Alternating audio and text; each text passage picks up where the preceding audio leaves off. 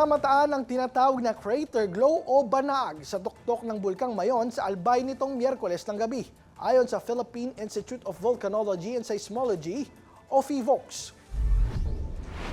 Sa ulat ng ahensya, nakita ang banaag bandang 6:36 hanggang 7 ng gabi matapos magliwanag sa ibabaw ng bunganga ng bulkan dahil sa sobrang init ng volcanic gas mula sa bagong magma.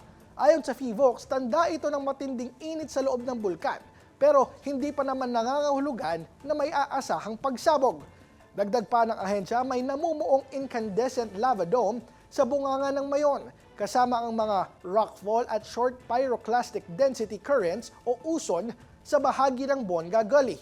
Nanatili pa rin sa Alert Level 3 ang Bulkang Mayon kaya mahigpit na ipinagbabawal ang pagpasok sa 6 kilometers permanent danger zone. Mahigit 800 na pamilya o 3,125 katao na nakatira sa loob ng 6 kilometers permanent danger zone ang inilikas na habang patuloy ang pagbabantay ng mga otoridad sa nag-aalborotong bulkan.